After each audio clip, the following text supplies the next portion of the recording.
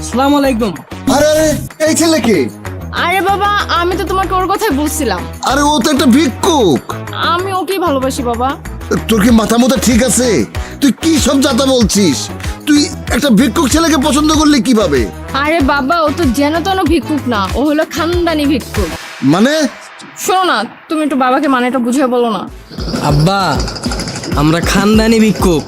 আমার দাদাই প্রথমে শুরু করছিল ভিক্ষা করা, তারপর আমার বাপে ধরছে, এখন আমি ধরছি।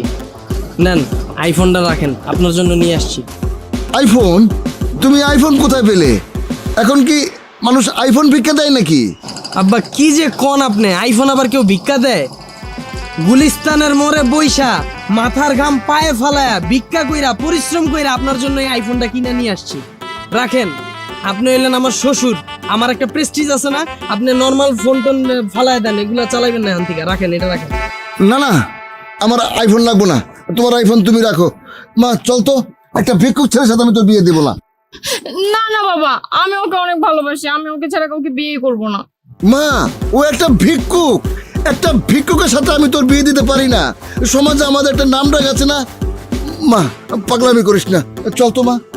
আরে আব্বা বসেন না, আপনার মেয়ের জন্য কেমন ছেলে খুঁজতেছেন আমার বলেন। ছেলেকে প্রতিষ্ঠিত হতে হবে। এই ঢাকা শহরে অন্তত একটা ফ্ল্যাট থাকতে হবে, মাসে অন্তত লাখ টাকা কামাই থাকতে হবে। আমার ঢাকায় বাড়ি আছে 2টা, উত্তরায় ফ্ল্যাট আছে 3টা। আজকে বনানীতে একটা বুকিং দিয়ে আসছি, যেটা আপনারা উঠবেন। ভিক্ষা করি দেখে কি মনে করছেন মাসে 3 লাখ টাকা কামাই? আরে আমার সবে বরাতের রাত্রেই তো টার্গেট থাকে 5 লাখ টাকা। রোজার মাসের শুরু থেকে ঈদ পর্যন্ত 10 লাখ টাকা টার্গেট থাকে, মাঝে মধ্যে 15 লাখ টাকাও কামাই। আমার মনে হয় আমার এই ইনকামটা আপনার মেয়েরে খুশি রাখার জন্য যথেষ্ট। তাও যদি আপনার কম পড়ে মনে হয়, তাহলে আমি শুক্রবার মসজিদের সামনে বসি না, আপনার জন্য ওইটাও করব। এখন থেকে শুক্রবার মসজিদের সামনেও বসবো। আর কি চাই বলেন? ভিক্ষা করে এত টাকা ইনকাম?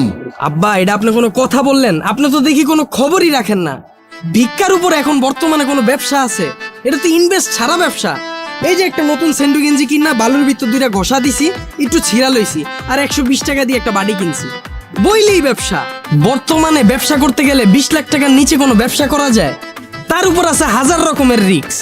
আর আমার এই ব্যবসায় তো কোনো লস নাই, বইলেই লাভ। বর্তমানের ব্যবসায় 20 লাখ টাকা চালান তো লাগবে, এর উপরে আবার ব্যাংকের লোন নাও, আর বড় ঝামেলা তো বাকি। ব্যবসায় বাকি দিতে দিতে সবার জীবন শেষ। আর আমার এখানে আছে না কোনো বাকি, না আছে কোনো মাল নষ্ট হওয়ার চিন্তা, খালি বইলে ব্যবসা। সবই ঠিক আছে, কিন্তু বাবা কারো কাছে তো আমি বলতে পারবো না, কাউকে তুমি পরিচয় দিতে পারবো না যে আমার মেয়ের জামাই একটা ভিক্ষুক। আব্বা, আমি কি সবসময় এই অবস্থায় থাকি? এটা তো আমার কাজ, এই জন্য এই অবস্থায় থাকি। আমি তো ব্র্যান্ড ছাড়া নর্মাল সময় কোনো কাপড়ই পরি না।